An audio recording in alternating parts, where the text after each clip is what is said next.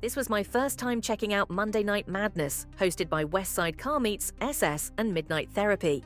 The meet took place on Monday, February 23rd, running from 8 to 10 p.m. right here in Simi Valley at 2619 Tapo Canyon Road.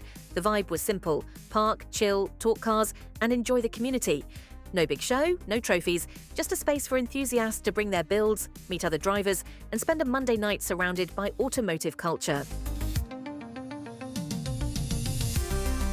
Even though I wasn't there very long, mostly because the style of cars wasn't really my personal lane, the meet still had plenty to look at.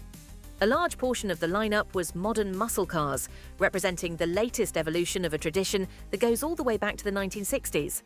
The original muscle car era began when manufacturers started placing large V8 engines into lightweight two-door coupes, with the 1964 Pontiac GTO often credited as the car that started it all. By the mid-1970s, rising insurance costs, fuel crises, and stricter emissions regulations slowed that era down dramatically. But muscle cars never really disappeared. They returned in a big way during the 2000s with the redesigned 2005 Ford Mustang, followed by the Dodge Challenger in 2008 and the rebirth of the Chevy Camaro. Today's modern muscle cars blend retro styling with modern engineering, producing well over 700 horsepower in some models, like the Dodge Hellcat and the Shelby GT 500. So while it wasn't exactly my personal niche, it was still interesting to see how this modern generation of muscle cars continues the legacy of American performance.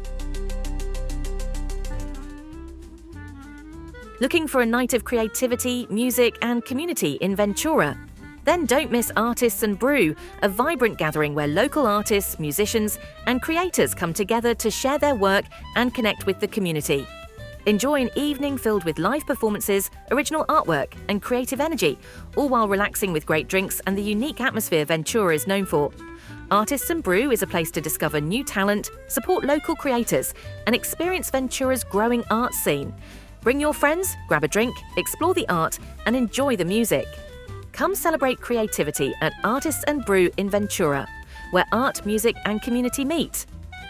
A few days later, on February 27th, I stopped by another local gathering, the car meet at Bob's Big Boy in Northridge. This location has become a regular meetup spot for enthusiasts, blending classic diner culture with Southern California's long-standing tradition of casual car gatherings. Held right outside the Big Boy restaurant on Reseda Boulevard, the meet brings together a mix of classics, cruisers, and modern builds. It's the kind of place where people can grab a bite to eat, talk cars, and keep the tradition of SoCal cruise culture alive.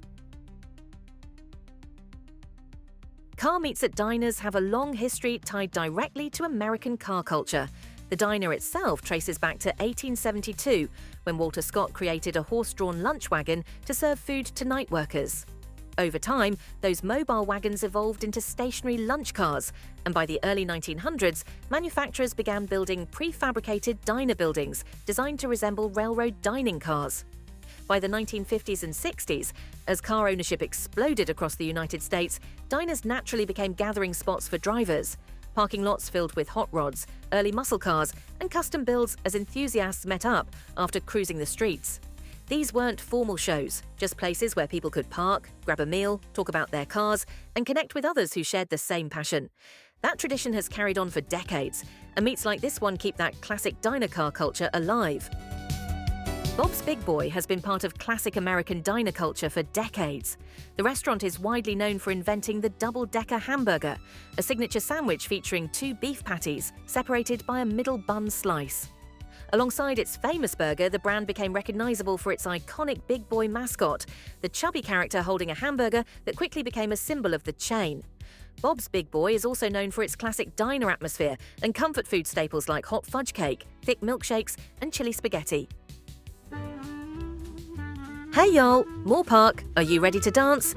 Join the fun at the Country Dance Shindig on Friday, March 13th from 6 to 10 p.m. at Enegren Brewing Company. Kick up your boots with line dance lessons from Country Rose dancers at 6:30 and 7:30. Enjoy great tunes and grab some of Enegren's amazing craft beers while you dance the night away. This 21 and over event is just $10 cash at the door, so bring your friends and your dancing boots. Enegren Brewing Company, 444, Zachary Street, Suite 120, Moore Park. Get ready for fun for all skill levels, great music, and a night full of country dancing. country dance shindig, put on your boots and join the fun. Next in the video, on March 4th, 2026, I made my way over to the Stagecoach Inn Museum in Newbury Park. Originally opened in 1876 as the Grand Union Hotel, the building served as a resting stop for travelers making the long journey between Los Angeles and Santa Barbara during the stagecoach era. Over the years, the historic structure has taken on many roles, operating not only as a hotel and stagecoach stop, but also serving as a post office, a church, a restaurant, and even a military school. Today, the site stands as the Stagecoach Inn Museum, preserving a piece of Ventura County's early travel and transportation history. Located at 51 South Ventura Park Road, the museum now offers tours and educational exhibits, allowing visitors to step back into a time when California travel looked very different from the highways we know today. The history of the inn itself, the stagecoach played a major role in early transportation long before modern highways existed. The first stagecoaches appeared in Britain during the early 1600s.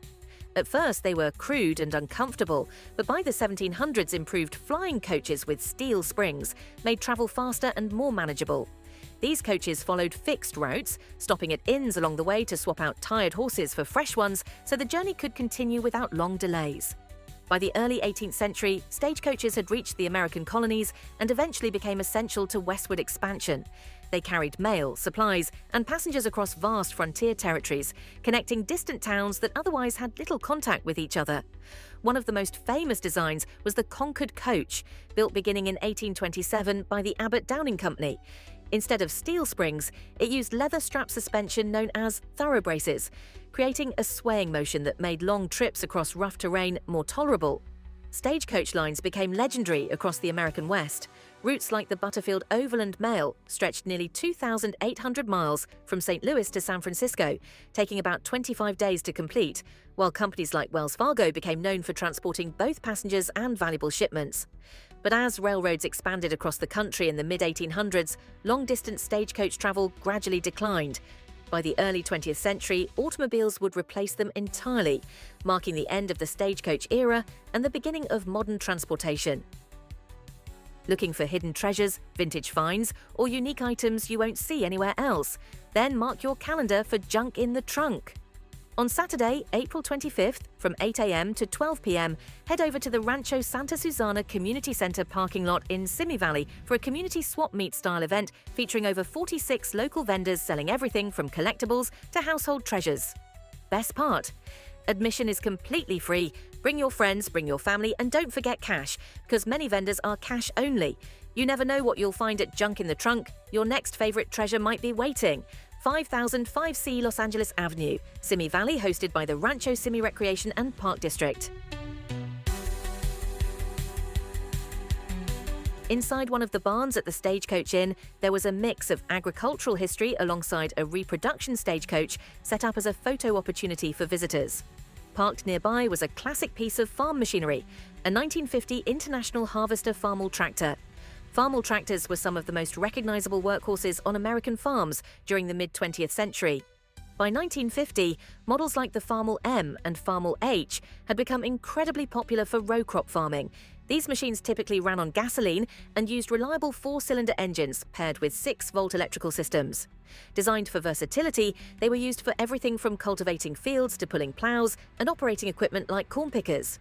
Their narrow front wheels made it easier for farmers to maneuver through crop rows, and their modular design meant parts could often be swapped or repaired easily. Painted in that unmistakable Farmall red, tractors like these helped power everyday farm life across America. And today, they remain icons of agricultural history, often still running in parades, demonstrations, and historic farm displays like this one.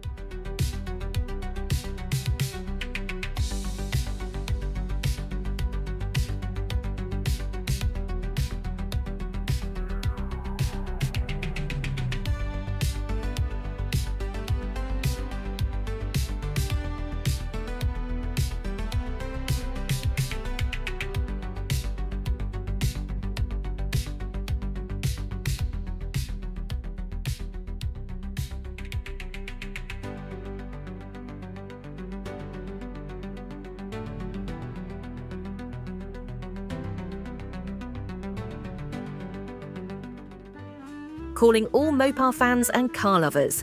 Get ready for Spring Fling 38, happening April 18th and 19th, a massive 2-day celebration of Chrysler performance and classic Mopar culture. Hosted by Chrysler Performance West, this legendary Southern California event brings together hundreds of classic and modern Mopar vehicles, swap meet vendors, manufacturer displays, and some of the coolest muscle cars around.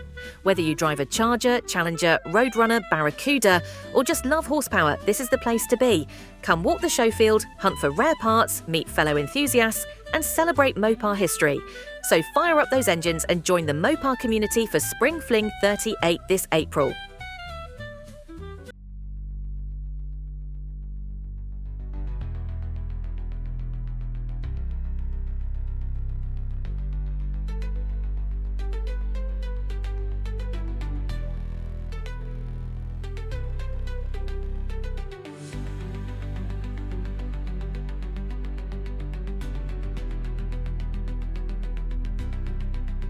After exploring some of the trails surrounding the Stagecoach Inn and finding a barn near the parking lot filled with historic stagecoaches, I eventually came across the blacksmith shop.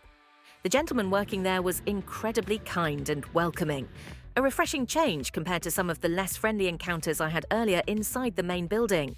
He even took the time to show me one of the small sheds on the property. Inside was a special local piece of history, a 1930 Ford Model A pickup truck known as Queenie. The truck belonged to Donna Conejo Fargo, a well-known figure in the Thousand Oaks and Conejo Valley community. Donna Fargo lived a remarkable life. Born in Chicago in 1917, she later moved to Beverly Hills and even worked in Hollywood as a stuntwoman. One of her most notable roles was serving as a stunt double for Vivian Leigh during the famous buggy escape scene in Gone with the Wind. After World War II, she returned to California and eventually became deeply involved in the Conejo Valley community. She helped establish Conejo Valley Days and was known for driving her Model A pickup, Queenie, in local parades, often dressed in Western attire with her signature cowboy hat and boots.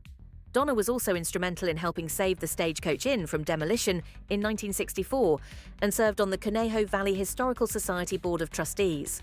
After her passing in 1984, Queenie was donated to the museum and now rests in what's known as Queenie's Garage. Thanks to the work of the local Model A Club, the truck is still in running condition today and is occasionally brought out for special events, keeping both Donna's memory and the region's history alive.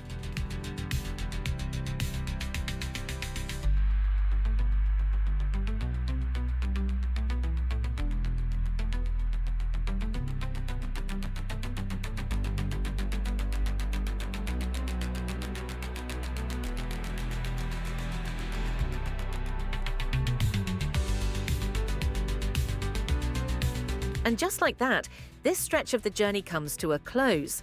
From two very different car meets, each with its own crowd, style, and energy, to stepping back into history at the Stagecoach Inn Museum, the past few days have been a reminder of how many different stories can exist around machines and the people who care about them. Cars bring people together in the present, while places like the Stagecoach Inn preserve the transportation that came long before them. Different eras, different technologies, but the same idea: movement, innovation, and community. For me, that's what NikkiPursuit is about. Exploring these spaces, meeting the people who keep these traditions alive, and documenting the moments in between. Until the next stop on the road, the journey continues.